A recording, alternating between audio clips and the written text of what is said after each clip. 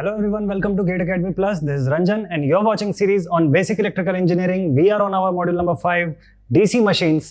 और आज के इस वीडियो का टॉपिक जो है, जो बहुत ही ज़्यादा इंपॉर्टेंट टॉपिक है, उसको लेके आते हैं बोर्ड पे, that is compound wound DC generator. तो डीसी जनरेटर की सीरीज हम लोग पढ़ रहे हैं और प्रीवियस वीडियोस में हम लोगों ने बात किया हुआ है about the series DC generator, shunt DC generator, और तीसरा और लास्ट पॉइंट है इस टाइप्स और वैरायटी का of DC generators, that is the compound wound DC generator. और इसके अंदर कलेक्टिवली हम लोग जो दोनों वैरायटीज हैं, जो दो मेजर वैरायटीज हैं कंपाउंड मशीन्स के, उसको हम लोग स्टडी करने वाले हैं. That is going to be a long shunt and short shunt compound DC generators. तो आज का जो वीडियो है ये बहुत ज़्यादा इंपॉर्टेंट है, क्योंकि इसके अंदर आप अगर आपने प्रीवियसली कंपाउंड डीसी मोटर्स का वीडियो नहीं देखा हुआ तो जल्दी से जाके उसको देख लो. उससे काफ़ी सारा कुछ रिलेटिबिलिटी आपको मिलेगी इस पर्टिकुलर वीडियो के अंदर. और चूंकि ये डीसी जनरेटर पोर्शन का आखिरी टॉपिक है, तो समराइज करने से पहले ये वाला टॉपिक आपको देखना बहुत जरूरी है. अगले वीडियो में जल्दी से समराइज करेंगे पूरे के पूरे डीसी मशीन्स को, जिसमें कि डीसी मोटर के तीनों वैरायटी और डीसी जनरेटर की तीनों वैरायटीज इंक्लूडेड रहने वाली हैं. ठीक है, तो चलिए बिना टाइम वेस्ट के शुरू करते हैं आज का वीडियो और देखते हैं कि कंपाउंड वाउंड डीसी जनरेटर जो होता है, इसकी वर्किंग क्या होती है और इसकी मेजर कैरेक्टरिस्टिक कैसी होती है. आज के वीडियो के अंदर क्या क्या टॉपिक आपको देखने को मिलेगा. आज के वीडियो के अंदर आपको देखने को मिलेगा कंपाउंड वाउंड डीसी जनरेटर का एक एनालिसिस डिटेल्ड फॉर्म में, उनकी वोल्टेजेस, आउटपुट वोल्टेज, उनकी करंट का रिलेशन और उनके जो वोल्टेज ड्रॉप्स हैं उनका relation with respect to the generated EMF, ये देखने को मिलेगा. उसके अलावा आपको मिलेगा कि उसकी एप्लीकेशंस क्या क्या हैं, उनका यूज कहाँ पे होता है और उनकी कुछ बेसिक कैरेक्टरिस्टिक के बारे में जानेंगे हम लोग. तो चलिए शुरू करते हैं आज का ये वीडियो. और कंपाउंड वाउंड डीसी जनरेटर को जल्दी से क्लासिफाई कर लेते हैं. तो देखो, इसका क्लासिफिकेशन जो होता है, मेजरली इसको हम लोग दो पार्ट में करते हैं, that is long shunt compound and short shunt compound. लेकिन इससे पहले मैं आपको एक बहुत इंपॉर्टेंट चीज ये भी बता दूं कि जो ये लॉन्ग शंट और शॉर्ट शंट कंपाउंड है, तो उससे पहले आपको ये पता होना चाहिए कि कंपाउंड वर्ड का मतलब क्या होता है. जो कंपाउंड मशीनें होती है उनको कंपाउंड इसलिए बोला जाता है क्योंकि they are the combination of series as well as the shunt field winding. They have the combination of series winding as well as the shunt field winding. तो जो शंट फील्ड वाइंडिंग होती है ना, देखो बेसिक मशीनों के बारे में आपको ये सारी चीजें तो पता होगी. चलो एक बार इसको पहले बोर्ड में मैं एक्सप्लेन कर देता हूँ, फिर आपको आगे लेके जाऊंगा. जो भी कंपाउंड मशीन्स होती हैं, any kind of compound machine, जिस भी चीज के सामने ऐसा कंपाउंड लिखा हुआ है ना, मतलब आप समझ सकते हो कि ये जो कंपाउंड मशीनें होती है, they are having a combination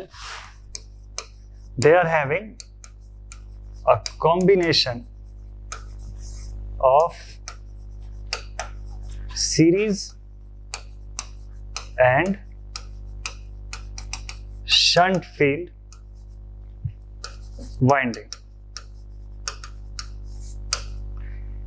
इन मशीनों की यही खासियत होती है, इनके अंदर इनके पोल्स पे ना, हर एक पोल सेक्शन जो होता है उसके ऊपर सीरीज वाइंडिंग भी लगी होती है. सीरीज किसके साथ, ये जो मैं सीरीज बोल रहा हूं या पैरेलल बोल रहा हूं, ये किसके रिस्पेक्ट में है, ये आर्मेचर वाइंडिंग के रिस्पेक्ट में है. ये जानना आपके लिए बहुत ज्यादा जरूरी है. कई बार स्टूडेंट जो है वो ये चीज समझते नहीं है और उसको एग्जाम में भी जब लिखते हैं, थ्योरेटिकल पार्ट में भी, तो वो गलत हो जाता है. तो हमको ये पता होना चाहिए कि मशीन की आर्मेचर सेक्शन के साथ सीरीज वाइंडिंग है फील्ड में, या उसके रिस्पेक्ट में पैरेलल वाइंडिंग कनेक्टेड है फील्ड के अंदर. तो जो पोल सेक्शंस होते हैं, पोल के अंदर ही ये दोनों टाइप की वाइंडिंग की जाती है बेसिकली. तो ये जो सीरीज वाइंडिंग है या शंट फील्ड वाइंडिंग है, दे आर ऑल प्रेजेंट. ये सब कहां पे प्रेजेंट होते हैं, they are all present in poles. Pole section में ये दोनों चीज प्रेजेंट होती हैं. ठीक है, तो ऐसे किसी भी मशीन को जिसके अंदर सीरीज फील्ड और शंट फील्ड दोनों ही वाइंडिंग अवेलेबल है, उसको हम लोग बोलते हैं क्या चीज, कंपाउंड वाउंड मशीन. तो अब इस कंपाउंड के साथ शंट की दो कैटेगरी लिखी हुई है. First one is long shunt and second one is short shunt. Long shunt वो कंडीशन होती है जहां पे जो पैरेलल वाइंडिंग होती है, that is connected in parallel with a combination of armature and series field. क्या बोला मैंने, अगर लॉन्ग शंट वाइंडिंग होगी, अगर लॉन्ग शंट की वाइंडिंग होगी, जस्ट फॉर एग्जांपल अगर मैं यहां पे ऐसा लॉन्ग शंट बनाऊं, ठीक है, तो it will be connected in parallel with a combination of series field winding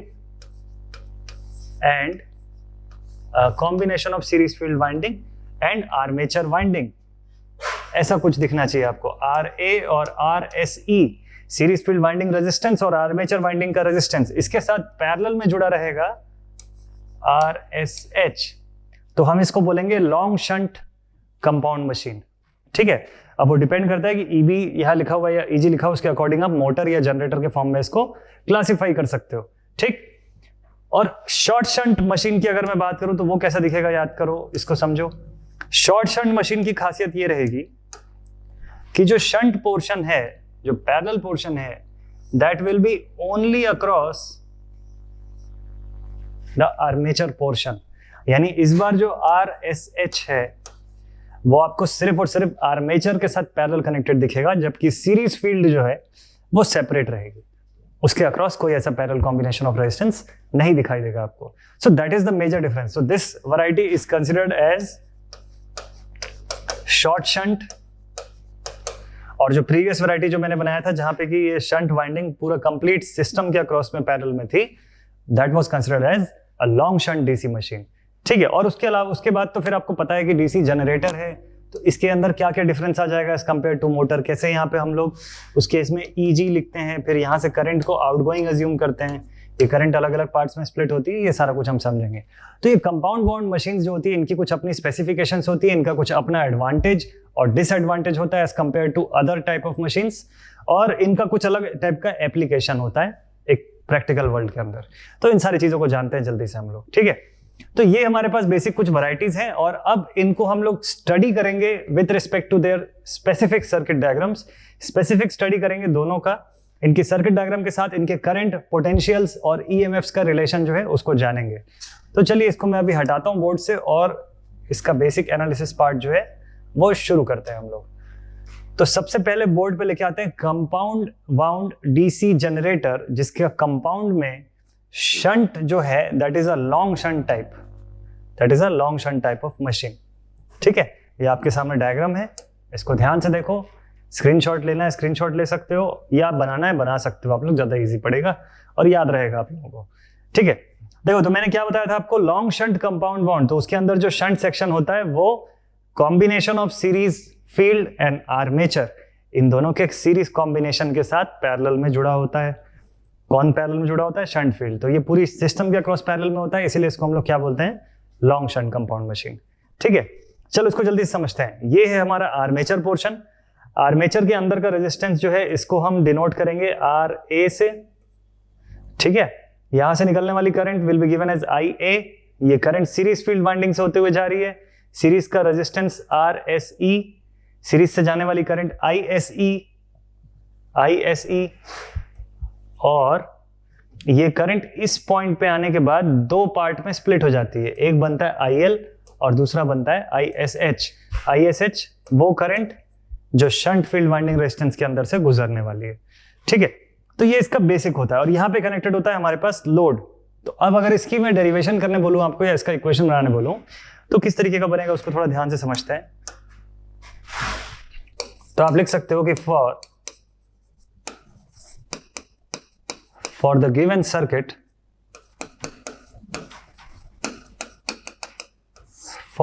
circuit, we can write, इसको हटा देते हैं और यहां पर ही लिखते हैं इसको डायरेक्टली, और ये डायग्राम भी ड्रॉ कर लेते हैं। चलो जल्दी से। तो इसको ड्रॉ अगर आप लोग खुद से करोगे तो याद रखना ज्यादा इजी हो जाएगा आपके लिए, समझने में बहुत ज्यादा आसान हो जाएगा। तो चलो जल्दी से इसको भी ड्रॉ कर लेते हैं। तो ये हमारे पास सीरीज फील्ड का पोर्शन है। ये हमारे पास सीरीज फील्ड का पोर्शन है और यहां से हम लोग कनेक्ट करने वाले हैं अभी इसकी शंट वाइंडिंग। तो शंट किस टाइप का जुड़ना चाहिए? यहाँ पे लॉन्ग शंट है तो पूरे सिस्टम के अक्रॉस पैरेलल में जुड़ेगा, ये ऐसा कुछ दिखेगा। ठीक है। और यहाँ पे नोटेशंस बना लेते हैं जल्दी से। तो यहाँ दिखेगा आपको EG, जनरेटेड EMF। ठीक है। जो EMF जनरेट हो रही है इस पॉइंट पे, यहाँ पे जो रेजिस्टेंस है दैट इज RSE। ये शंट फील्ड वाइंडिंग का रेजिस्टेंस RSH। इन दो सेक्शंस के बीच का पोटेंशियल विल बी VT।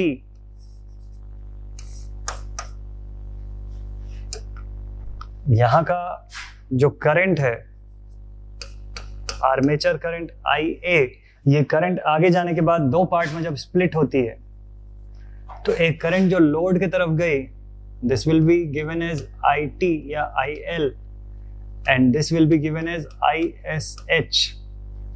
हाँ, और रेजिस्टेंसेस की बात अगर कर रहे हैं हम लोग, तो यहाँ का जो रेजिस्टेंस होगा this will be given as RA, armature resistance. So this is our, ये कौन सी मशीन है? This is our long shunt compound DC machine, long shunt compound DC machine. Clear है ये चीज? तो इस डायग्राम को देख के आप लोग समझ सकते हो कि कैसे हम लोगों ने ये शंट कनेक्शन किया हुआ है अक्रॉस द एंटायर फील्ड। ठीक है, तो फील्ड और आर्मेचर पूरे को कवर अप करता हुआ ये शंट है। This is considered as a long shunt compound DC machine. चलो अब इसका जल्दी से हम लोग क्या करते हैं, एनालिसिस करते हैं और वोल्टेजेस का रिलेशन देखते हैं, करंट्स का रिलेशन देखते हैं। तो सबसे पहले अगर मुझे लिखना है वैल्यू ऑफ VT, सबसे पहले अगर हमको लिखना है यहां से द वैल्यू ऑफ VT, तो कैसे लिखेंगे? चलो सबसे पहले तो इसका हेडिंग डाल लेते हैं, this is our long shunt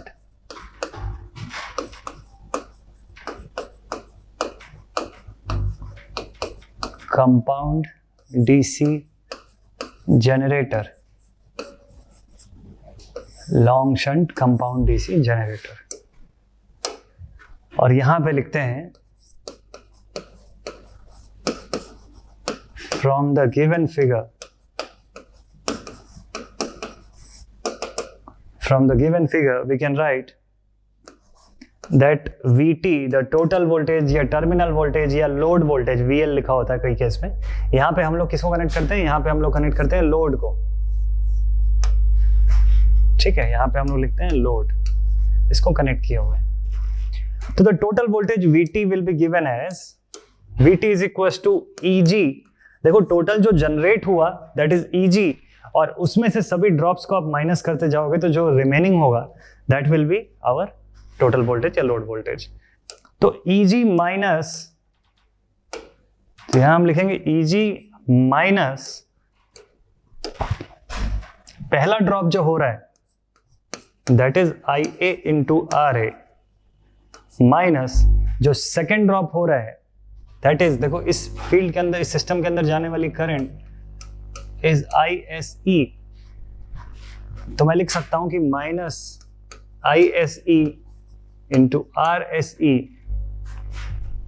थोड़ा सा अगर आप लोग ध्यान दोगे तो करेंट्स का रिलेशन अगर मैं बताऊं तो आर्मेचर करंट और सीरीज फील्ड वाइंडिंग में जाने वाली करंट बोथ आर सेम, दोनों में कोई डिफरेंस नहीं है।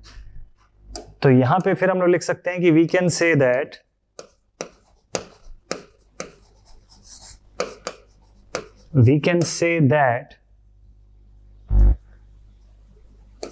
the armature current IA will be equal to ISE। ये रिलेशन क्लियर है आप लोगों को? The value of IA armature current will be equal to value of series field winding current। अब एक चीज और देखो, इस पॉइंट पे आने के बाद करंट जो है दो पार्ट में स्प्लिट हो जाती है। इस पॉइंट पे आने के बाद करंट दो पार्ट में स्प्लिट हो रही है। किसमें किसमें? एक शंट के अंदर जा रही है ISH और दूसरी है टोटल करंट जो लोड की तरफ जा रही है। तो बोल सकते हैं हम लोग कि also IA will be equal to ISH plus IL।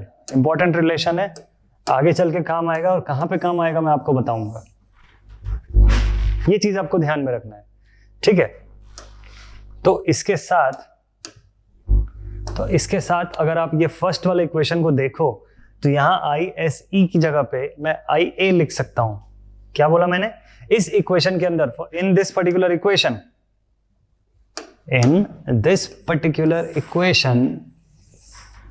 If we substitute the value of IA, तो लिख लेते हैं substituting the value of armature current IA in equation number 1, तो उसको हम लोग बना लेंगे अपना फर्स्ट इक्वेशन, और उसके अंदर IA की अगर वैल्यू डाल दें तो इक्वेशन कैसा बनेगा, थोड़ा ध्यान से सोचो। तो यहां जो इक्वेशन आपको मिलेगा दिस विल बी, देखो IA की वैल्यू मैं क्यों डाल रहा हूं ये आपको क्लियर रहना चाहिए। IA की वैल्यू मैं इसलिए डाल रहा हूं क्योंकि दैट इज आर्मेचर करंट, और वही हमारी सबसे मेन करंट होती है, सबसे बड़ी करंट होगी हमारी आर्मेचर करंट ही। तो आइडियली जब मशीन कोई प्रोड्यूस करती है, जब आउटपुट आपको देना शुरू करती है, करंट इंड्यूस हो रहा है, अगर ये वहाँ पे EMF इंड्यूस हो रहा है, तो जहाँ से इनिशिएट हो रहा है, जहाँ से ओरिजिनेट हो रहा है, वहीं पे आपको सबसे हाई अमाउंट ऑफ करंट जो है वो मिलेगी और वो आर्मेचर करंट होती है। ठीक है, since in the armature section what do we have? We are having very less amount of resistance. Armature resistance इस पूरी सिस्टम का, इस पूरे सर्किट का सबसे छोटा रेजिस्टेंस होता है। उसको डिजाइन ही ऐसा किया जाता है, बनाया ही ऐसा जाता है कि आर्मेचर की रेजिस्टेंस जो है सबसे least amount of resistance offer करे पूरे सिस्टम को। तो उस अकॉर्डिंगली क्या होता है कि वहाँ की करंट जो होती है वो ज़्यादा करंट फ्लो होती है सिस्टम पे, और हमको जो आउटपुट मिलता है वो कुछ ऐसा मिलता है, EG minus IARA minus ISC/RSC। तो मैं आर्मेचर करंट और series field winding current both are same, तो मैं बाहर निकाल लेता हूं इसको, मैं इसको IA के फॉर्म में एक्सप्रेस कर देता हूं, IA into RA plus RSE। इस तरीके से भी हम लोग डिनोट कर सकते हैं इस पूरे सिस्टम की इक्वेशन को। ठीक है, अब इसको देखते हैं और इसके हिसाब से समझते हैं चीजों को। देखो यहां पे आपको ये दिखेगा कि अगर आर्मेचर करंट के अंदर कोई भी चेंज आता है, if there is any sort of change in the armature current, तो आपकी आउटपुट पोटेंशियल जो है उसमें डिफरेंस देखने को मिलेगा। अगर आर्मेचर करंट की वैल्यू कम हो जाती है, if the armature current starts reducing, in that case the terminal voltage will start increasing. जो आउटपुट लोड के अक्रॉस का जो पोटेंशियल है वो बढ़ना शुरू हो जाएगा।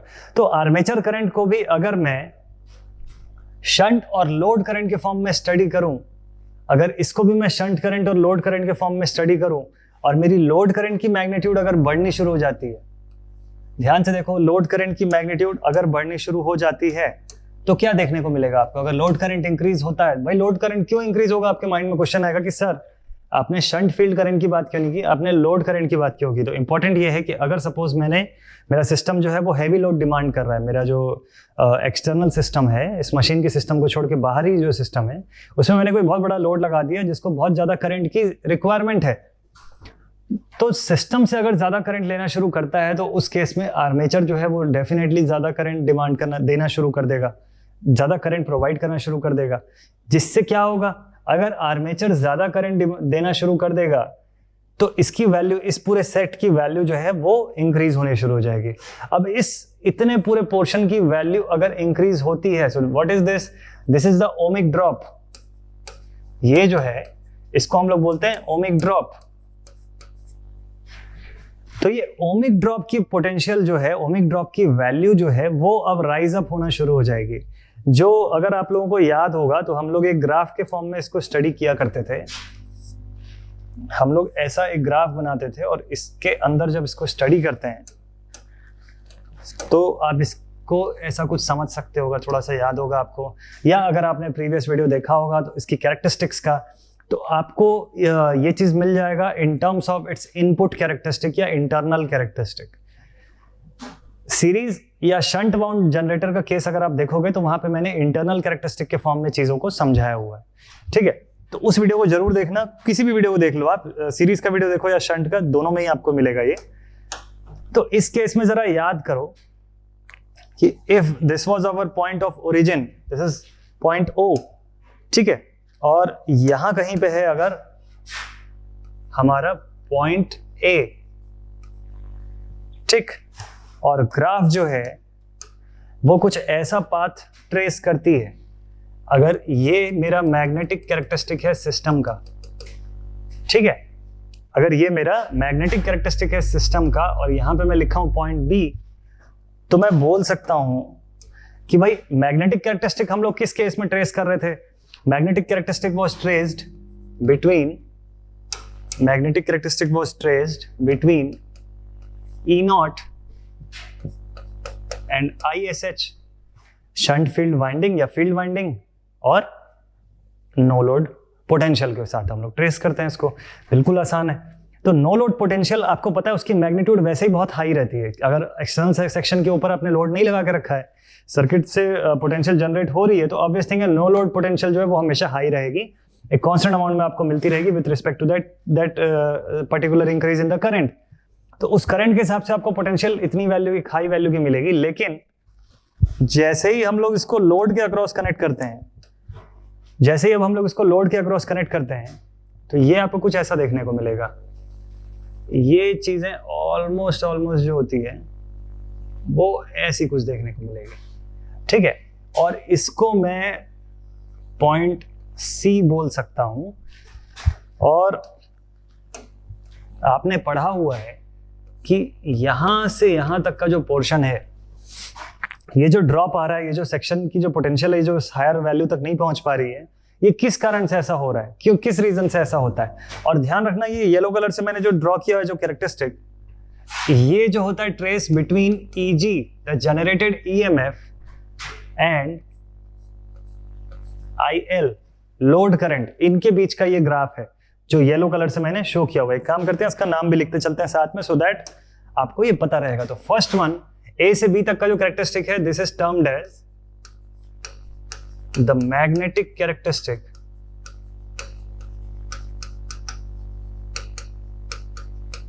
The magnetic characteristics. जो सेकंड मैंने बनाया हुआ है, this is the internal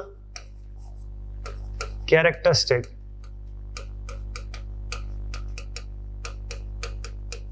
this is the internal characteristic of a DC machine. तो डीसी जनरेटर का ये इंटरनल कैरेक्टरिस्टिक हो गया। इसी के साथ ध्यान देना, यहां पे जो डिफरेंस दिख रहा है B से C के बीच में, दिस इज ड्यू टू, ये जो डिफरेंस है, this is only and only due to the armature reaction. This is only due to the armature reaction. Armature reaction होने के कारण, अब भाई देखो, आर्मेचर करंट की मैग्नीट्यूड बढ़ रही है। आपको पता है यहां पे कि आपने IL की मैग्नीट्यूड को इंक्रीज किया, IL की मैग्नीट्यूड को इस डायरेक्शन में बढ़ा रहे हो। और इस इक्वेशन से आप खुद ही देख सकते हो कि अगर IL की वैल्यू बढ़ती है तो आर्मेचर करंट की वैल्यू बढ़ने लग जाएगी। और आर्मेचर करंट की अगर वैल्यू बढ़ती है तो in that case armature reaction की वैल्यू भी बढ़ने लग जाएगी। क्लियर है? अच्छा, तीसरा वाला जो केस है, जो हम लोग एक्सटर्नल कैरेक्टरिस्टिक देखते हैं, एक्सटर्नल कैरेक्टरिस्टिक का केस अगर मैं ड्रॉ करूं यहां पे, तो ये आपको ऐसा दिखाई देगा कुछ। ये ऑलमोस्ट देखो कैसा दिखेगा, मैं बताता हूं।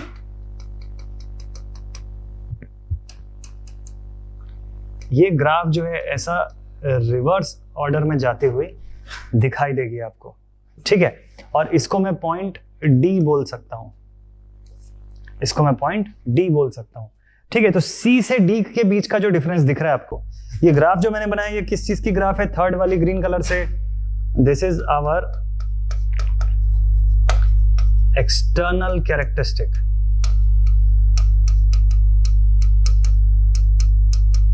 एक्सटर्नल कैरेक्टरिस्टिक्स, ठीक है। और C से D के बीच का जो डिफरेंस दिखाई दे रहा है आपको, ये डिफरेंस पता है किसके कारण आता है?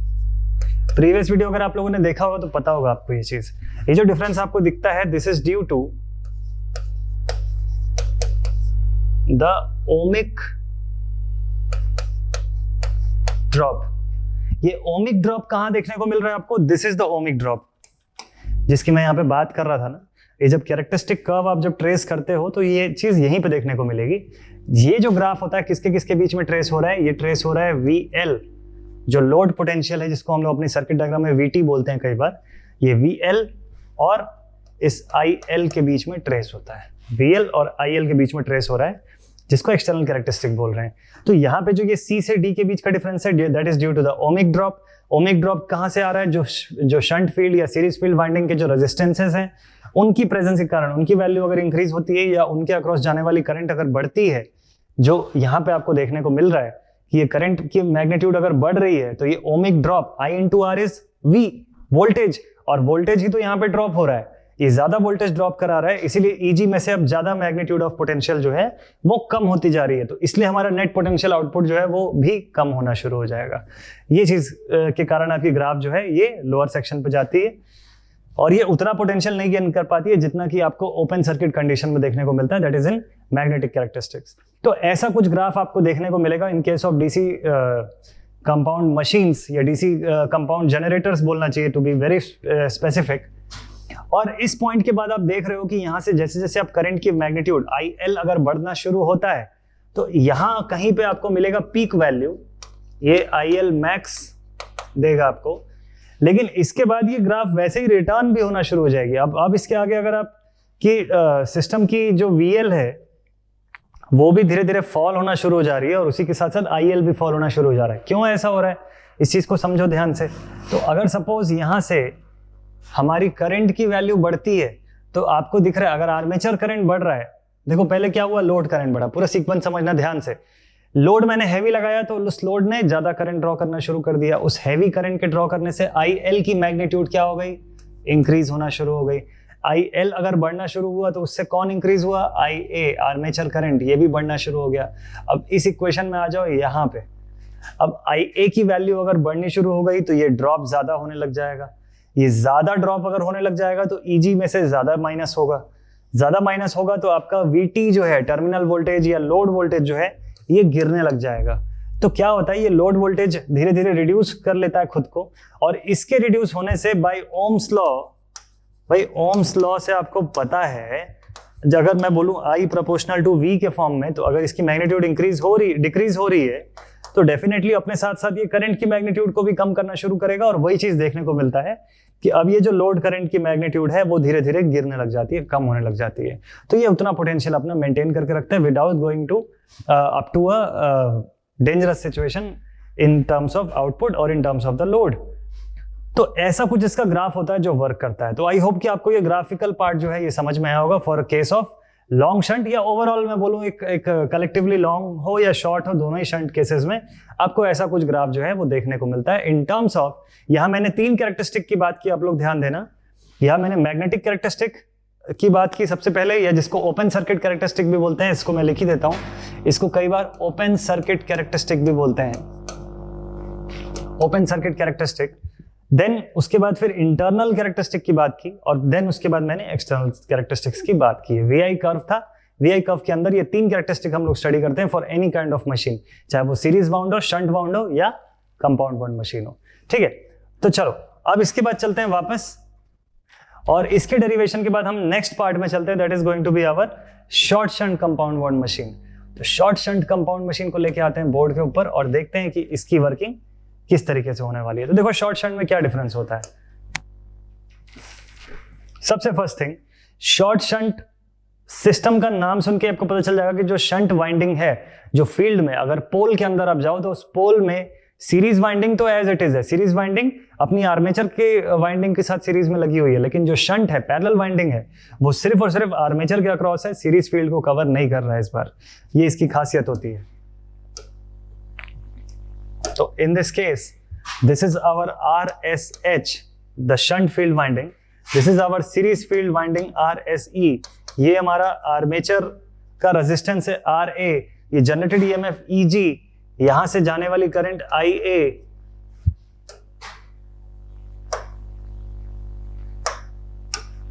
और यहां जो लोड की तरफ जा रहा है this is termed as IL। Series के अंदर से जाने वाली करंट ISE और शंट फील्ड में जाने वाली करंट ISH। ठीक है, ये लोड है, इसके अक्रॉस मिलने वाला voltage VL, this is our load terminal, यहाँ पे हम कोई भी लोड कनेक्ट करेंगे, और यहाँ इसके अंदर आने वाली करंट जो है देखो इस पे लिखा हुआ है IL। ठीक है, so this is our short shunt compound wound DC generator, short shunt compound wound DC generator. Clear? अब इसका डेरिवेशन पार्ट शुरू करते हैं, देखते हैं कि इसको कैसे डिराइव करोगे आप। तो चलो इसका डेरिवेशन शुरू करते हैं। यहाँ पे सबसे पहले तो लिखते हैं कि हम पढ़ने जा रहे हैं अब यहां से शॉर्ट शंट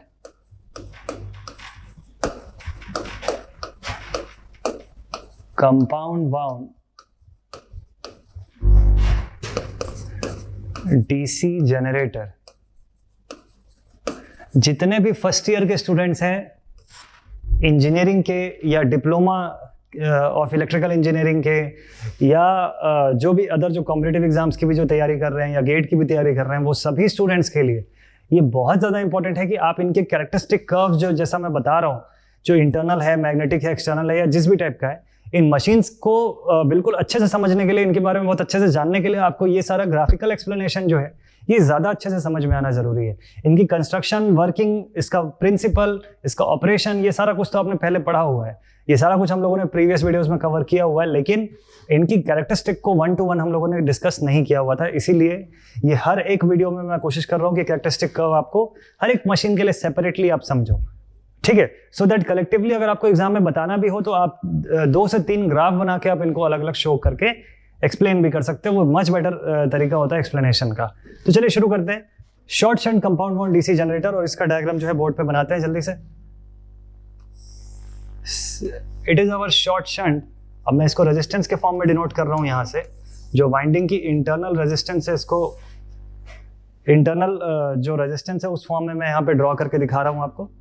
और यहाँ पे अगर मैं यहाँ से लेके यहाँ तक ड्रॉ कर दूं ये वाला पोर्शन, तो ये कहलाएगा लॉन्ग शंट मशीन। लेकिन अगर इसी पैरेलल कनेक्शन को मैं यहां से करता हूं तो अब आप इसको बोलोगे short shunt compound DC machine, ठीक है। और since it is a generator तो हम लोग इसके अंदर लिख देते हैं easy, that is the generated EMF, और इसकी नोटेशन कर देते हैं आगे भी। तो यहां से निकलने वाली current, this is IA, this is the armature current. इस पोर्शन में जाने वाली करंट, दिस इज ISH, और सीरीज फील्ड के अंदर जाने वाली करंट, दिस इज ISE, ठीक है। आउटपुट में निकलने वाली current, it will be given as IL, और यहां का जो पोटेंशियल है, this is termed as VT या VL, that is the load voltage, this is our load voltage. चलो इसको VL ही लिख लेते हैं यहाँ पे। और इंटरनल रेजिस्टेंस की अगर बात करें इस पूरे सिस्टम का, तो इंटरनल रेजिस्टेंस कितना है? तो देखो सबसे पहला इंटरनल रेजिस्टेंस आपको दिखता है आर्मेचर में, this is termed as RA, internal resistance of the armature field. दूसरा है सीरीज, RSE, और तीसरा लिखा हुआ है यहाँ पे शंट फील्ड वाइंडिंग। तो आपको ये चीज पता है कि जब भी सीरीज फील्ड वाइंडिंग होती है, हमेशा मोस्टली कभी भी डीसी मशीन के अंदर अगर सीरीज फील्ड वाइंडिंग हो रही है तो प्रेफर ये किया जाता है कि less number of conductor turns रहे, और थिक कंडक्टर्स का हम लोग यूज करते हैं। क्या मैंने बताया? अगर सीरीज फील्ड वाइंडिंग है तो सीरीज में, इसको आप लोग याद कर रख सकते हो, आसान भी है और जरूरी भी है कि सीरीज वाइंडिंग की खासियत ये होती है कि उसके अंदर नॉर्मली जो कंडक्टर्स होते हैं उनका लेस नंबर ऑफ टर्न्स होता है, ये एक पॉइंट है। और दूसरा है थिक कंडक्टर सेक्शंस, ये याद रखने वाली चीज है। Series field winding, come number of turn, ज्यादा थिक कंडक्टर। और वैसा ही सेकंड पार्ट में अगर आप लोग देखो, that is the shunt field, shunt winding, तो इसकी खासियत यह होती है कि शंट फील्ड के अंदर हमेशा हाई नंबर ऑफ टर्न और thin gauge of conductors. Conductor जो होते हैं कम गेज के, पतले गेज के कंडक्टर जो हैं वो प्रेफर किए जाते हैं। क्यों प्रेफर किए जाते हैं? जब मैं इंडिविजुअली आपको ये दोनों पार्ट पढ़ाया था, जब पिछले वाले पार्ट्स में, आप प्रीवियस वीडियो में जाके देख सकते हो, तो वहां पे हम लोगों ने डिस्कस किया था इन चीजों का कारण क्या होता है, क्यों ऐसा हम लोग करते हैं, ठीक है। तो चलो अभी फिलहाल इतने पोर्शन को तो मैं हटा देता हूं यहां से बोर्ड से, और हम लोग सीधे सीधे चलते हैं इसके डेरिवेशन पार्ट में, और इनका रिलेशन जो है वो स्टैब्लिश करते हैं कि यहाँ करंट और वोल्टेजेस का कैसा रिलेशन देखने को मिलता है आपको, ठीक है। तो चलो यहाँ पे एनालिसिस करते हैं और VL लोड वोल्टेज का relation with respect to the generated EMF को ट्रेस करते हैं, और जल्दी से देखते हैं कि कैसे इसका एक्सप्लेनेशन बनता है। So from the given network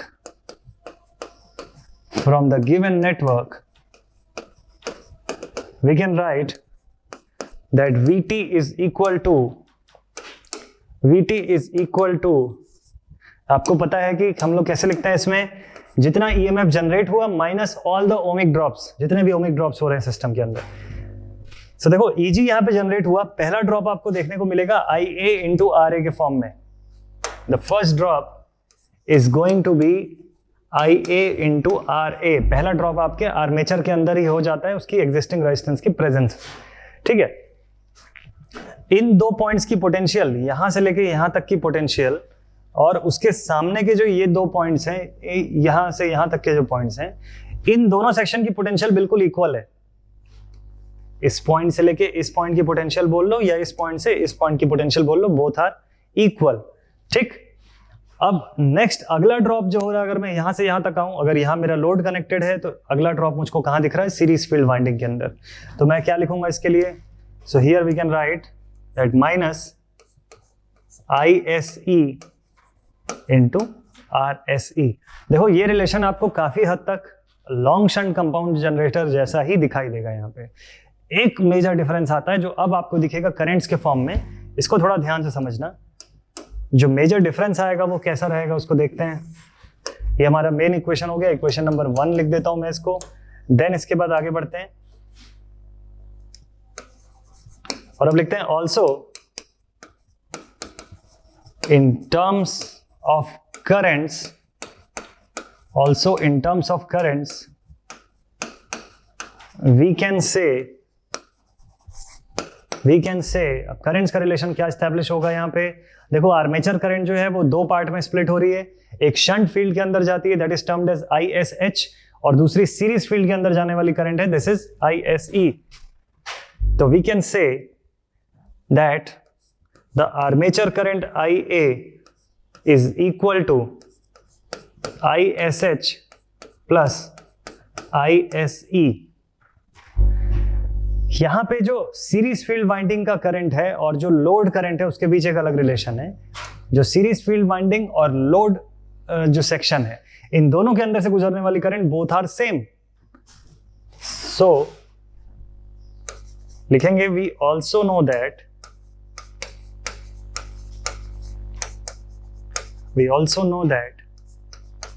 IL is equal to ISE. Therefore, IA can be written as ISH plus IL। तो ये करंट्स को आप दो अलग अलग फॉर्म में एक्सप्रेस कर सकते हो अगर आपके पास short shunt compound DC generator का केस है। तो करंट को मैं सीरीज फील्ड वाइंडिंग के फॉर्म में भी एक्सप्रेस करूंगा तो ये आर्मेचर करंट ऐसा दिखाई देगा, depending upon the series field winding current and shunt current. Similarly अगर मैं लोड के फॉर्म में एक्सप्रेस करूं तो लोड के साथ भी इसका ऐसे ही सेम रिलेशन है, जो कि आपने पहले भी देखा हुआ है कहां पे? Long shunt compound DC machine के अंदर। तो ये जो दो कारण होते हैं ना, जिसके कारण कि देखो यहाँ पे ये इक्वेशन आपको लॉन्ग शंट से बिल्कुल मिलता जुलता सेम मिलेगा और ये इक्वेशन भी आपको लॉन्ग शंट से मिलता जुलता बिल्कुल सेम दिखेगा। यही रीजन है कि जो मैंने कैरेक्टरिस्टिक कर्व आपको बताया वो कंपाउंड मशीन के लिए कलेक्टिवली बताया, ना कि अलग अलग लॉन्ग और शॉर्ट के लिए, क्योंकि ऐसा कोई मेजर डिफरेंस आपको यहाँ पे देखने को नहीं मिलेगा। ठीक है, तो अब इस रिलेशन को अगर मैं यहाँ पे पुट कर दूं तो हम लोग अब सेपरेटली लिखेंगे यहाँ पे, या ISE के फॉर्म में लिख दूं तो भी ऐसा दिखाई देगा, और IL और ISE के फॉर्म में अगर मैं लिखूं तो यहाँ पे IL भी लिख सकता हूं, यानी लोड करंट का इफेक्ट भी यहाँ पे हम लोग देख सकते हैं शॉर्ट शंट मशीन के अंदर। ठीक है, तो चलो अब आगे बात करते हैं दूसरे पोर्शंस के बारे में, और यहाँ पे देखते हैं कि इन मशीनों के बाद अब आपको कैसा कैरेक्टरिस्टिक कर्व जो है कंपाउंड जनरेटर्स का देखने को मिलेगा। तो अभी मैंने आपको 3 कैटेगरी का कैरेक्टरिस्टिक कर्व बताया। एक था मैग्नेटिक, जिसको कि हम लोग ओपन सर्किट कैरेक्टरिस्टिक बोलते हैं, जो कि ओपन सर्किट वोल्टेज और किसके बीच में ट्रेस होता है? ISH, that is field current, shunt field current के बीच में। फिर दूसरा मैंने आपको कैरेक्टरिस्टिक कर्व बताया, that was traced for tracing the internal characteristic of a machine, और वो किन चीजों के बीच में ट्रेस हुआ? EG, that was generated EMF, और लोड करंट के बीच में। तीसरा कैरेक्टरिस्टिक जो कर्व मैंने बताया, that was the external circuit characteristic curve of the machine, और that was traced between VT, the terminal voltage और लोड वोल्टेज, एंड IL। यहां जो कैरेक्टरिस्टिक कर्व देखने जा रहे हैं, that is specifically for compound wound DC machine, for compound wound DC generator, इनके लिए जो कैरेक्टरिस्टिक कर्व है।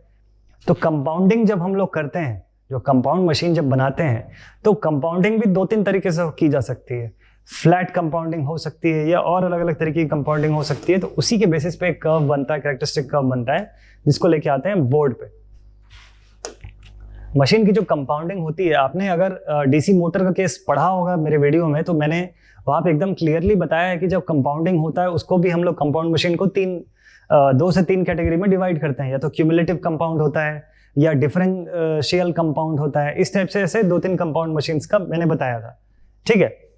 तो मैंने आपको बताया था कि क्यूमुलेटिव कंपाउंड जो होता है उसमें सीरीज की जो फ्लक्स बनती है, सीरीज वाइंडिंग की जो फ्लक्स होती है, उस पे शंट वाइंडिंग से बनने वाली फ्लक्स जो है वो ऐड कर देती है, उसको एडिंग इफेक्ट प्रोवाइड करती है और फ्लक्स की वैल्यू को एनहेंस करती है, इंक्रीज करती है।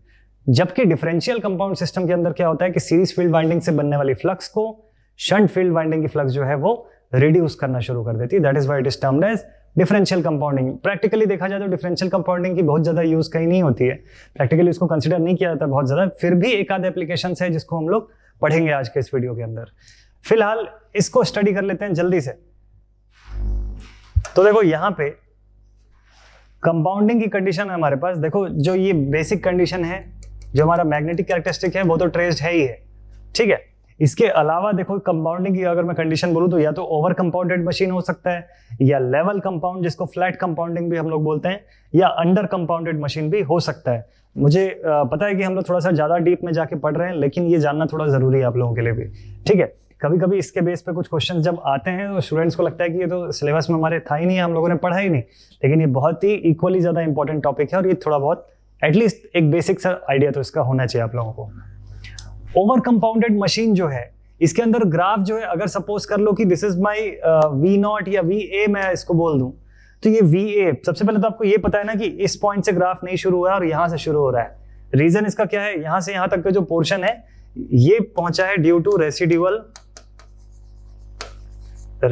फ्लक्स या रेसिड्यूअल मैग्नेटिक फील्ड जिसको हम लोग बोलते हैं, उसकी अवेलेबिलिटी के कारण ग्राफ आपका यहां से शुरू हो रहा है। अगर ओवर कंपाउंडेड मशीन है तो इसकी पोटेंशियल जो है ये इस नॉर्मल वैल्यू से भी ज्यादा इंक्रीज होगी for a certain time period, और after increasing the value of current ये ग्राफ धीरे धीरे अब रिड्यूस होना शुरू हो जाएगा। जो रीजन मैंने पहले ही आपको बता के रखा हुआ है कि करंट जैसे जैसे बढ़ते जा रही है तो वैसे वैसे लोड पोटेंशियल अपने आप को रिड्यूस करना शुरू कर देगा, और लोड पोटेंशियल जैसे रिड्यूस करेगा तो ओम्स लॉ के इफेक्ट के कारण अब ये पोटेंशियल, ये सेक्शन भी धीरे धीरे डाउन आना शुरू हो जाएगा। तो वो ग्राफ में आपको देखने को मिलता है। नेक्स्ट इज लेवल कंपाउंडिंग, और लेवल कंपाउंडिंग में भी या फ्लैट कंपाउंडिंग में भी अगर आपको लगता है कि पोटेंशियल बिल्कुल कांस्टेंट चलता रहेगा तो ये नहीं होता है। जरा सा कुछ अमाउंट का राइज जो होता है वो आपको फिर से पोटेंशियल में देखने को मिलेगा। हाँ, कंपैरेटिवली ओवर कंपाउंडेड मशीन से कम ही राइज देखने को मिलेगा आपको इन फ्लैट कंपाउंडिंग मशीन, लेकिन फिर भी वो राइज देखने को मिलता है as compare to the magnetic system या as compare to the magnetic characteristic, थोड़ा ज्यादा आपको राइज तो देखने को मिलेगा, ठीक है। और फिर ये ग्राफ ग्रेजुअली फिर से अपनी पीक वैल्यू अटेन करने के बाद, ये करंट की पीक वैल्यू आपको इसी लाइन पे मिलती है। ये वाली जो लाइन है ना, जिसको कि मैं अभी अब ग्रीन कलर से इंडिकेट करने वाला हूं, इस पर्टिकुलर पॉइंट पे आपको करंट की पीक वैल्यू मिलेगी। This is IL rated, the highest value that you can attain over this entire graph या ओवर दिस एंटायर ऑपरेशन। इस पीक वैल्यू के बाद अब जो वैल्यू है वो धीरे धीरे फॉल होना शुरू हो जाएगी, रिड्यूस होना शुरू हो जाएगी। Then after under compounded machine का तो बिल्कुल क्लियर होगा आपको कि अंडर कंपाउंडेड मशीन जो है वो अपनी मैग्नेटिक कैरेक्टरिस्टिक से नीचे जाएगी। मैग्नेटिक कैरेक्टरिस्टिक की जो आपको मैग्नीट्यूड मिली थी पोटेंशियल की, अब उससे गिरना शुरू हो जाएगी अंडर कंपाउंडेड मशीन। तो कोई भी मशीन अगर अंडर कंपाउंडेड है तो ऑब्वियस थिंग है कि उसकी पोटेंशियल राइज तो इतनी कर नहीं सकती है। फ्लैट कंपाउंडेड से एक एक्सपेक्टेशन थी कि वो शायद इसके बराबर चलती, बट वो भी कुछ सर्टन अमाउंट ऑफ इंक्रीज जो है, फ्लक्चुएशन जो है वो आपको प्रोवाइड करती है। तो अंडर कंपाउंडेड मशीन से यहां से इसके आगे का ग्राफ आपको पता है कि कैसा होना शुरू हो जाता है। जैसे जैसे आप करंट की मैग्नीट्यूड इंक्रीज करोगे, ग्राफ फिर रिड्यूस होना शुरू हो जाता है, पोटेंशियल धीरे धीरे गिरने लग जाता है। और ये लास्ट और फाइनल कंडीशन आपको पता ही है कि डिफरेंशियल कंपाउंड मशीन के अंदर क्या होता है। देखो डिफरेंशियल कंपाउंड के अंदर मैंने आपको पहले भी बता के रखा हुआ है कि डिफरेंशियल कंपाउंड में होता क्या है। इसको एक बार ध्यान से समझ लो, शायद आपको शायद याद भी आ जाए। डिफरेंशियल कंपाउंड के केस में हम लोगों ने ये चीज स्टडी किया हुआ है कि अगर सपोज ये आपका पोल सेक्शन है और इसके ऊपर आपने दो तरीके की ये वाइंडिंग करके रखी हुई है, एक सीरीज फील्ड की वाइंडिंग है और एक शंट फील्ड की वाइंडिंग है, ठीक है। ये हमारा शंट फील्ड वाइंडिंग है और ये हमारा सीरीज फील्ड वाइंडिंग है। तो दोनों ही के केस में जो आपकी करंट्स है वो अपोजिट डायरेक्शन में जा रही है, जिसके कारण जो फ्लक्स जो बन रहा है ये भी एक दूसरे को कैंसिल आउट करने की कोशिश कर रहा है। देखो यहाँ पे जो फ्लक्स है इसको मैं अगर फाई एस एच से डिनोट करूं और यहाँ पे जो फ्लक्स है इसको फाई एस ई से डिनोट करूं, तो दोनों का डायरेक्शन अपोजिट एक्ट कर रहा है एक दूसरे के. Both the fluxes are acting in opposition with each other. Due to that the net flux that is available, तो जो नेट फ्लक्स होती है इसकी मैग्नीट्यूड बहुत कम हो जाती है, ये रिड्यूस हो जाती है as compare to any individual flux. तो ये नेट फ्लक्स के रिड्यूस हो जाने के कारण क्या होता है कि भाई फ्लक्स अगर रिड्यूस हो जा रही है तो मैग्नेटिक फील्ड कम होगा, मैग्नेटिक फील्ड कम होगा तो जो पोटेंशियल है वो धीरे धीरे घटना शुरू हो जाएगा एज कंपेयर टू जैसे जैसे आप लोड बढ़ाते जाओगे. लोड करंट अगर वो ज्यादा डिमांड कर रहा है, पोटेंशियल आपका धीरे धीरे फॉल होने लग जाएगा और after a certain point load current की एक मैग्नीट्यूड तक बढ़ने के बाद आपको पता ही है जब वो ओम्स लॉ जैसा फॉलो करता है तो अब उस अकॉर्डिंगली इस हाईएस्ट वैल्यू को रीच करने के बाद अब ये ग्राफ जो है वो रिवर्स डायरेक्शन में चलती है तब तक जब तक कि पोटेंशियल पूरी तरह से इसका जीरो तक ना पहुंच जाए. और बहुत ज्यादा आगे करंट इंक्रीज करने की कोशिश करोगे तो फिर वो करंट को भी रिड्यूस करेगा और पोटेंशियल अल्टीमेटली आपका एंड अप होने लग जाता है. मशीन जो है वो अंडर एक्साइटेशन की स्टेट में चली जानी शुरू हो जाती है. तो ये था इसका एक बेसिक एक्सटर्नल कैरेक्टरिस्टिक जिसको स्टडी करना जरूरी था और आपको ये बताना भी जरूरी था कि ये जो 3 नई कंडीशंस जो आई यहाँ पे, that is over compound, level compound and under compound level, जिसको कि फ्लैट कंपाउंडिंग भी बोला जाता है कई मशीन में. ठीक है, तो ये बेसिक कंडीशन होती है जो कि किसी भी कंपाउंड बॉन्ड डीसी जनरेटर के अंदर आपको देखने को मिलता है. और जल्दी से लेकर चलता हूं आपको अब इसके एप्लीकेशन पार्ट में, और ये वीडियो का लास्ट पार्ट भी होने वाला है. तो नेक्स्ट जो हमको देखना है that is the application of compound bond DC generator. लेके आते हैं सभी एप्लीकेशंस को और जल्दी से मैं आपके लिए रीड करता हूं इसको. तो देखो, first application is long distance transmission and railway distribution. ये मैं किसकी बात कर रहा हूं? In this example we are talking about, अगर मैं ये लिखता हूं लॉन्ग डिस्टेंस ट्रांसमिशन, तो ये सिर्फ कब पॉसिबल है? जब मैं क्यूमुलेटिव कंपाउंड मशीन का यूज कर रहा हूं, सिर्फ और सिर्फ तभी पॉसिबल होता है ये. ठीक है, किस केस में पॉसिबल होता है? Only in the case of cumulative compound DC machine. Second case है ordinary lighting and heavy power supply requirement. Heavy power supply, जहां ज्यादा पावर सप्लाई की जरूरत पड़ती है वहां पे, और एक ऑर्डिनरी लाइटिंग के लिए तो आप किसी भी टाइप का जनरेटर यूज कर सकते हो, सीरीज हो चाहे शंट हो. तो ऑर्डिनरी लाइटिंग तो ठीक है, लेकिन हैवी पावर सप्लाई रिक्वायरमेंट क्यों उसमें वहां पे यूज कर सकते हैं? क्योंकि इसकी टेंडेंसी होती है कांस्टेंट पावर सप्लाई की. ये कांस्टेंट पावर सप्लाई आपको प्रोवाइड कर सकता है, जो आपने पहले ही देखा कि लोड अगर इंक्रीज कर रहे हैं, ज्यादा करंट इंक्रीज हो रही है तो पोटेंशियल धीरे धीरे एक सर्टेन लिमिट को रीच करने के बाद पोटेंशियल कम होने लग जाता है और वो फिर करंट को भी लिमिट कर लेता है. तो एक कांस्टेंट पोटेंशियल मेंटेन करने के कारण ये कांस्टेंट पावर आउटपुट प्रोवाइड कर सकता है. और ये भी जो एग्जांपल है, this is also the example for cumulative compound DC machines. Cumulative compound DC machine के केस में ही ये चीज पॉसिबल होता है कि आपको एक कांस्टेंट पावर आउटपुट मिल सकता है. तो ऐसा कोई भी रिक्वायरमेंट होता है आपका जहां पे आपको कांस्टेंट पावर चाहिए, वहां आप इस टाइप की मशीनों को यूज कर सकते हैं. Next is it is used for driving the Motors. Obvious thing है कि इनिशियली जब इसके अंदर शंट वाइंडिंग है या जब सीरीज वाइंडिंग है, तो सीरीज के कारण आपको हाई स्टार्टिंग टॉर्क अगर चाहिए तो वो भी अवेलेबल है. और सेल्फ रेगुलेटिंग टेंडेंसीज जैसे कि डीसी मोटर में लगती है, तो उसकी भी जरूरत अगर पड़ी तो वो प्रॉपर्टी भी अवेलेबल होती है किसी भी कंपाउंड डीसी मोटर्स के अंदर. Flat compounded generators are used for short distance operation. जैसा कि मैंने आपको बताया, जो क्यूमुलेटिव कंपाउंड है उस जनरेटर्स का, उसकी जो आउटपुट होती है उसको आप लॉन्गर डिस्टेंस में यूज कर सकते हो. लेकिन अगर शॉर्ट डिस्टेंस में आपकी नीड है तो आप फ्लैट कंपाउंडेड डीसी जनरेटर्स का भी यूज कर सकते हो, ताकि आसपास के एरिया में आपको हाईली एफिशिएंसी प्रोवाइड हो सके इलेक्ट्रिकल ट्रांसमिशंस में. Last is differential compound generators because of their demagnetization and armature reaction. देखो, डिफरेंशियल जो कंपाउंडेड मशीन्स होती है, खासतौर पर जो डिफरेंशियल कंपाउंडेड डीसी जनरेटर्स होते हैं, तो इनकी टेंडेंसी क्या होती है? डीमैग्नेटाइजेशन की. क्यों? क्योंकि इनकी फ्लक्सेस एक दूसरे को ही कैंसिल आउट करती हैं. जो शंट फील्ड और सीरीज फील्ड की जो फ्लक्स थी वो एक दूसरे को के अपोजिट एक्ट करती हैं, जिससे कि डीमैग्नेटाइजेशन इफेक्ट क्रिएट होता है और आर्मेचर रिएक्शन बढ़ सकता है. इन दोनों इफेक्ट का कहां पे नीड है? तो ये परफेक्ट होते हैं किस चीज के लिए? इनको प्रेफर किया जाता है for arc welding requirement. Arc welding requirement में सबसे ज्यादा इनका यूज होता है, जहां पे कि हमको huge voltage drop and constant current की जरूरत पड़ती है. आर्क वेल्डिंग का यही बेसिक प्रिंसिपल होता है, वहां पे आपको बहुत ज्यादा वोल्टेज ड्रॉप और कांस्टेंट करंट की नीड होती है. तो वहां पे सिर्फ इसी टाइप के कुछ बेसिक्स होते हैं जहां पे आपको की डिफरेंशियल कंपाउंड मशीन की जरूरत पड़ती है. तो आई होप स्टूडेंट्स की इस वीडियो से आपको कंपाउंड डीसी जनरेटर्स के बारे में अच्छे से चीजें समझ में आई होंगी. बेसिक्स कुछ क्लियर होगा, कुछ बेसिक कंसेप्ट बनाया होगा आप लोगों ने आज के वीडियो से. और बने रहिएगा हमारे साथ, आगे चल के बहुत सारे और वीडियोस आने वाले हैं और इस पूरे मॉड्यूल 5 का न्यूमेरिकल पार्ट भी बहुत जल्दी अब शुरू होने वाला है। So stay connected, notes proper बनाते जाइए आप लोग। जल्दी मिलेंगे नेक्स्ट वीडियो में। इस वीडियो को मैं यहीं पे खत्म करता हूँ, जल्दी मिलते हैं अगले वीडियो में। Thank you very much students.